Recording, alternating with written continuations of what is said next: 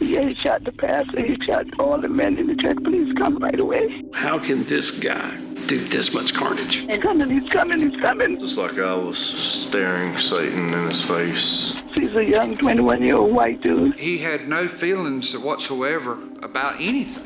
He's still in here, I'm afraid. He's still in here. I can't believe he came to Shelby. What's he doing in Shelby? But there's so many people dead, I think. June 18th, 2015, just 14 hours after 9 people were massacred in Charleston. But a lady called a friend of mine and said that she was behind the car matching the description of the Charleston killer. Dylann Roof spotted in Cleveland County, North Carolina. This started with one woman that paid attention. Debbie Dills recognized his car and alerted police. I looked over and I thought, why does that car look familiar to me, and why am I thinking about that car? Black Hyundai, white male traveling westbound. Sergeant Dan Burnett remembers that first radio call he and his partner Joe Burris got. I was outside of the car fueling up, and he told me, we got to go. It's possible sighting of Dylann Roof. Appears to be the vehicle they see on TV.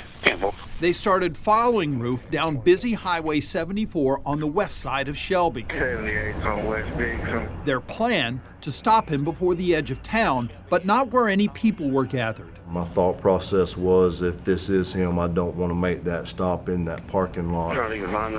Sergeant Mike Myers and Detective Scott Hamrick joined the pursuit. It just so happened we wound up at the traffic light at the end of the city limits. Lincoln G. George F. Frank 330. Sergeant Burnett turned on his blue lights. It had to be done, it had to be effective, it had to be them. Roof pulled into the driveway of an abandoned house. And he did exactly what I wanted him to do. Several other Shelby police officers pulled in behind them. I was behind the vehicle with my gun drawn, pointing at him, and I could tell pretty well that, yeah, that's him. County, we just stopped the vehicle out near Plato Lee Road, confirmed it is a suspect. Sergeant Burnett cautiously approached the car and took Roof into custody. What was his demeanor like? Calm. Did he resist whatsoever? None at all. Very compliant. It was almost like he was glad it was over. Now he's ready to tell the story. And I remember me asking him, hey, what's your name? And he said, Dylann Roof. And I said, were you involved in the shooting in Charleston at the church? And he said, yes. Sergeant Myers asked Roof if any weapons were in the car. And that's when he referred to the gun under the pillow in the back seat.